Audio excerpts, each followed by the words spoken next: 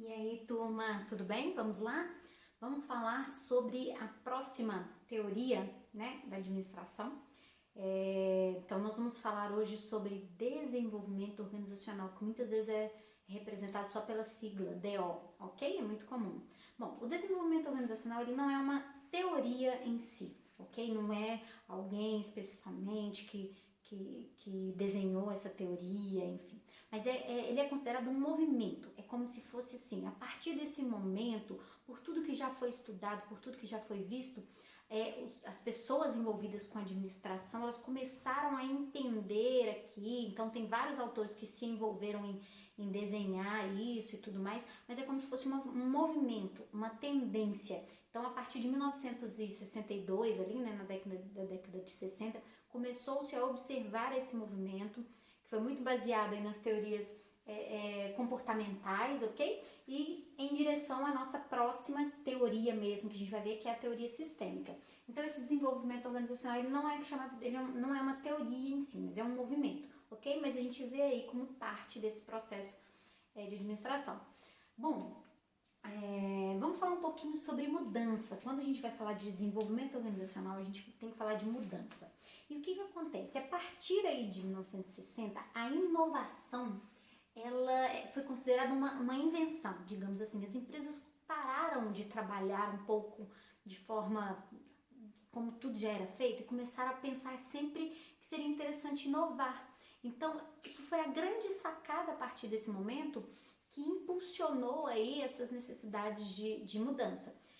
Então, que inovações são essas? Que tipo de inovações? Bom, primeiro, as transformações rápidas aí a nível organizacional, né? A forma como as empresas funcionavam, o tamanho das organizações, que antes a maioria das organizações eram pequenas, então começaram a surgir as grandes indústrias, né? Algumas empresas começaram a crescer e se destacar. Diversificação e complexidade de tecnologia, então iniciou-se aí um processo de criação de novas tecnologias que até então vinha muito lentamente, que começa a acontecer de forma mais rápida. E também a mudança na forma administrativa, porque começaram a surgir aí todas essas teorias administrativas, então os gestores, né, a direção das empresas começaram a mudar essa forma de administrar. Então todas essas mudanças, todos esses tipos de inovação impulsionaram mudanças e impulsionaram o desenvolvimento organizacional, esse conceito de desenvolvimento organizacional. Desenvolvimento organizacional está atrelado à mudança, à necessidade das empresas mudarem por dois motivos: mudarem para se adaptar a uma pressão que elas sofrem de outras empresas, de um todo que já está mudando, ok? Ou mudança também para puxar um desenvolvimento, ok? Então ela pode mudar para se adaptar ou para gerar desenvolvimento. Quando ela muda para se adaptar, a mudança acontece primeiro e ela corre atrás. Quando ela muda para desenvolver, ela se antecipa a algo, ela cria uma nova condição que aí outras empresas vão correr atrás para poder mudar também, ok? Bom, não tem como a gente falar de desenvolvimento organizacional e de mudança organizacional sem falar de dois conceitos: cultura e clima organizacional, ok? A cultura é a forma como a empresa exerce, a forma como a empresa exerce sua atividade, a forma como ela opera tudo ali, ok? Então, é comum esse conceito de iceberg da cultura organizacional. O iceberg, vocês sabem, obviamente tem essa parte que a gente vê que é bem menor do que o que está submerso. Então, a cultura organizacional é isso. Existe uma parte da cultura organizacional que fica exposta. Então, por exemplo, políticas, tecnologias, práticas, os processos, enfim, tudo isso faz parte da cultura da empresa, quando ela divulga a missão, visão e valores e tudo mais. São práticas dela que todo mundo tem conhecimento, que todo mundo sabe como que funciona, né? Os processos, como ela opera, tudo isso faz parte da cultura. Agora tem uma parte muito mais sutil, muito mais densa, muito mais pesada para a empresa, que não fica tão exposta assim, que é, por exemplo, as atitudes, as crenças das pessoas que trabalham lá, os sentimentos e normas ali que de forma subjetiva regem o comportamento naquela empresa. Então, dentro da cultura existe muito essa parte que não é clara, que não é exposta, que não é taxada, mas que quem vive o dia a dia ali na empresa percebe fortemente essa cultura. Já o clima organizacional tem a ver com a atmosfera, como as pessoas que trabalham na empresa reagem e percebem essa cultura.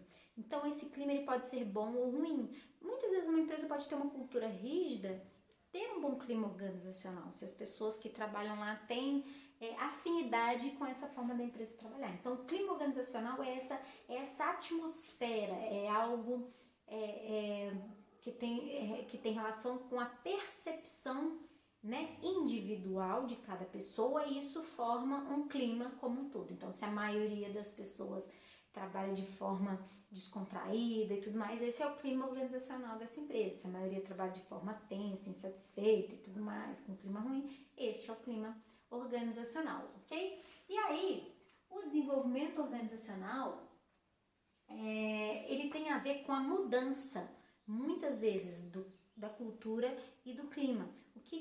Para que isso aconteça, a empresa ela tem que ter capacidade inovadora, porque para qualquer mudança que ela faça, é interessante que ela trabalhe os aspectos de cultura e de clima organizacional.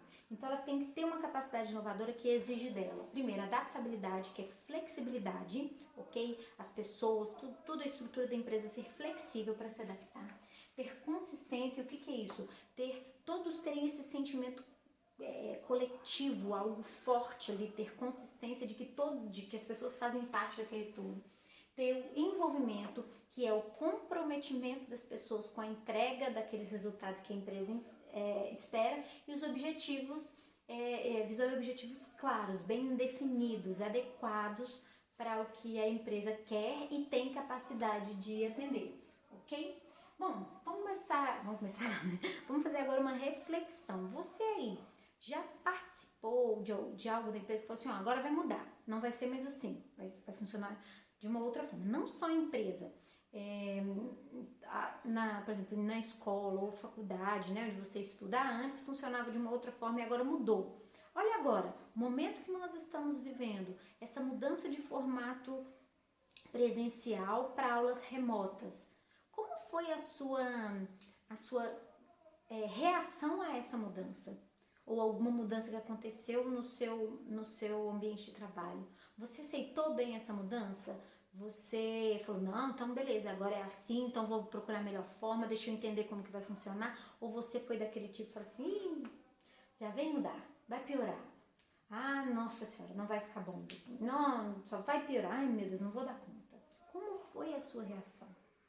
A maioria das pessoas tem essa reação aqui. Olha só, o cara ali com uma roda, podemos melhorar esse processo. Aí os outros dois lá com um quadrado no lugar da roda, não podemos falar agora, estamos muito ocupados. Não é assim que acontece? Vem mudanças que normalmente são para melhorar alguma coisa, tá? Agora, não falando necessariamente dessa situação das aulas remotas, mas as mudanças que as empresas propõem para fazer são para melhorar algo normalmente. E as pessoas têm muita resistência, ok? Então, vocês, enquanto futuros gestores, vocês precisam começar a pensar em mudanças como algo positivo, como algo para melhorar, ou pelo menos experimentar uma possibilidade de melhoria. Porque se eu deixar do jeito que tá, eu já sei como vai ficar, né? E para eu ter uma possibilidade de melhoria, eu preciso mudar, eu preciso fazer alguma coisa diferente. Então, o desenvolvimento organizacional, ele trabalha com... desculpa, essa parte não. Bom, então, essa questão da mudança, ela sofre dois tipos de força positivas e forças negativas, que são pessoas que trabalham em favor da mudança e pessoas que trabalham contra a mudança, que trabalham aí fazendo força contra essa mudança. Então, se as forças positivas forem melhor, a empresa ela sai de uma velha situação e vai para uma nova situação. Se as forças negativas forem maiores, a empresa sai de uma velha situação e acaba voltando para, às vezes, uma situação pior ainda, ou para a velha, ou para a forma como acontecia efetivamente. Então, que forças são essas? Olha só, as forças positivas São as pessoas que têm desejo de mudar, novas ideias, criatividades, que são inconformadas. Não precisa ser sempre assim. Por que a gente não pode pensar de forma diferente? Que tem espírito empreendedor ou intraempreendedor, não necessariamente eu tenho que abrir o meu negócio. Eu posso empreender dentro da empresa, ok? Já as forças restritivas ou impeditivas são as forças contras, por exemplo, desejo de ficar como tá, tenho velhas ideias, conservadorismo, quero rotina, eu sou conformada, não, tá bom assim do jeito que tá, se mexer pode piorar, burocratizar demais, então para mudar, então tem que assinar aqui, tem que fazer uma série de burocracias que dificultam um processo de mudança, ok? E aí a força que é maior naquele contexto vence aí para passar de um estado futuro ou melhor, ou igual, ou até pior ao que já era antes, ok? Bom, quais são as etapas dessa mudança organizacional? Primeiro, a empresa vai sofrer forças externas ou internas, ok? As forças externas são aquelas forças, por exemplo, que os meus concorrentes, que os meus clientes, que a situação, conjuntura econômica, enfim, que a sociedade impõe. Então, são forças, são pressões que a empresa recebe de fontes externas, ok? São fontes exógenas. E tem as fontes endógenas, ou fontes internas, que são pressões internas que essa empresa sofre ali. Uma necessidade dela, uma nova missão que ela definiu, uma nova visão, ou os próprios funcionários ali pressionam nesse sentido. Então, são forças internas da empresa. A partir do momento que existe essa força, a empresa identifica a necessidade de mudança. Opa, realmente precisamos mudar para nos adequar a esse contexto ou aquele contexto. Diagnóstico da mudança, ali é definido o que nós vamos fazer para mudar, ok? Já defini que eu preciso, o que está me pressionando, o que eu vou fazer efetivamente. Então, eu faço aquele diagnóstico e implemento a mudança. Então, o desenvolvimento organizacional, ele trabalha com um processo de mudança que foi proposto por Kurt Lewin, que é composto por 3 etapas, que é o descongelamento, a mudança e o recongelamento. Tem tudo a ver com aquele princípio de como que eu vou modelar um gelo com ele já congelado. Tem gente que consegue, né, fazendo lá aquele trabalho de talhar e tudo mais, mas se eu quero transformar um cubo quadrado em um cone, existe uma forma muito mais fácil. Simplesmente, se eu pegar aquele cubo é quadrado, né, eu fiz um pleonasmo ali, então eu vou pegar aquele cubo, eu vou derreter aquele cubo e colocar numa outra forma em cone. Então, o processo de mudança de Kurt Lewin, ele segue essa ideia de descongelar para depois recongelar. Então, como que funciona isso no ambiente organizacional? Primeiro, o descongelamento. O que é isso? A gente precisa quebrar ali aquela ideia quadrada, fixa, de que tem que ficar aquela situação. Então, primeiro, eu tenho que determinar a necessidade de mudança, ok? Verificar onde que eu quero chegar. Primeiro, para que eu vou mudar se eu não preciso? Se o quadrado ali tá bom, eu não preciso virar um cone. Então não. Então, eu identifiquei que eu preciso mudar. Primeiro, eu tenho que garantir, na empresa, eu tenho que garantir o apoio da autogestão. Não consigo mudar a minha empresa se os níveis mais altos, os níveis estratégicos da empresa não estiverem envolvidos nessa mudança. Depois, eu tenho que criar necessidade de mudança. O que é isso? Eu tenho que fazer com que as pessoas sintam que aquela mudança é necessária. Então, muitas vezes eu vou fazer, criar, sei lá, reuniões, para buscar que as pessoas deem sugestões para aparecer ou pelo menos envolver, para que essas pessoas sintam que elas também compreenderam ou entendem ou percebem a necessidade daquela mudança. Então as pessoas precisam ter esse entendimento dessa necessidade de mudança. E depois gerir expectativas. O que é isso? Aquelas pessoas que não entenderam muito bem, ou que estão em dúvidas, ou estão com medo do que pode acontecer, eu preciso fazer um balanço, conduzir corretamente essas expectativas aí. Bom, depois, a próxima etapa é a mudança. A mudança é quando eu efetivamente começo a colocar em prática aquela alteração. Então, eu tenho que manter um bom processo de comunicação, as pessoas precisam estar a par do que está acontecendo, por fim, rumores, aí começa o disse que me disse, então não deixar que isso se fortaleça dentro da empresa. Eu tenho que dar autonomia, dar autoridade, delegar para que as pessoas façam o que tem que ser feito e envolver as pessoas ali, comemorando pequenas vitórias, enfim, mostrando que os resultados estão sendo atingidos para que as pessoas se sintam parte daquela mudança. E por fim, depois que esse aqui é a parte onde eu derreto o meu gelo, eu vou recongelar num novo formato. Esse recongelamento, o que eu tenho que fazer? Eu tenho que fazer com que aquela mudança passe a fazer parte, entranhe na cultura da empresa, passe a fazer parte do dia a dia da cultura daquela empresa. Eu tenho que sustentar a longo prazo essa mudança. Eu tenho que treinar, formar as pessoas para que elas entendam ainda mais e mantenham aquela mudança e celebrar o sucesso. Ó, gente, deu muito certo e tudo mais. Ok? Então esse é o processo as três etapas do processo de Kurt-Lewin, de descongelamento, mudança e recongelamento. Bom, então o que é essa mudança organizacional? É qualquer mudança que eu faça em aspectos chaves na empresa. Então pode ser nos produtos, pode ser na estrutura, e é isso que a gente vai ver. Existem 4 tipos de mudança organizacional: mudanças estruturais, mudanças na tecnologia, mudanças nos produtos e serviços, mudanças culturais. Nenhuma delas acontece isoladamente, ok? Então eu sempre vou ter relação aí com uma ou mais ou até todas esses eixos envolvidos num processo de mudança. Eu não consigo fazer uma mudança tecnológica sem mudar algo cultural na minha empresa, por exemplo, ok?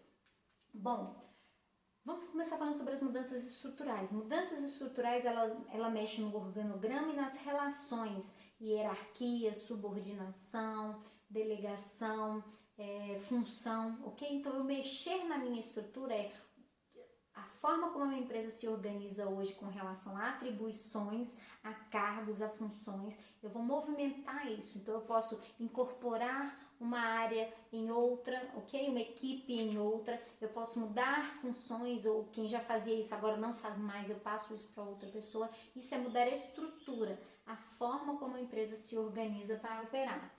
Já as mudanças em produtos ou serviços são o que a empresa tem para oferecer para o cliente. Então, eu vou lançar um produto novo, eu vou mudar características dele. Então, eu preciso ali criar campanhas, que às vezes eu não vou lançar um produto novo, eu posso simplesmente pegar um produto e mudar, ou mudar a embalagem, ou mudar propriedades, ou mudar a forma como ele é oferecido, enfim. Então, isso tem que ser trabalhado tanto internamente quanto externamente, para que o mercado, o consumidor também aceite. Mudanças tecnológicas, gente, mudança tecnológica não é só assim, comprou um maquinário novo. Tecnologia envolve sim máquinas, equipamentos, computadores, software, hardware, envolve tudo isso, mas envolve também processos. Então, atualmente eu fazia assim, pegava isso aqui, colocava ali, levava para lá. Não, agora não vai fazer assim. Eu vou pegar isso daqui e eu já vou cortar o caminho e levar para aquele outro lugar ali. Então, fluxograma da operação, como a empresa opera, como ela funciona, vai mudar de alguma forma, ok? Isso também é mudanças tecnológicas. E o último tipo de mudança, e o mais difícil, são as mudanças culturais, que é mexer ali nas emoções, enfim, na forma como as pessoas quebrar efetivamente aquele gelo que eu nasci assim, eu cresci assim, você sempre assim, né? A síndrome da Gabriela. Então a empresa precisa quebrar isso, ela precisa mudar. Ah, não, fazia desse jeito. Não, então agora não faz mais assim. Vamos entender por que faz outro jeito?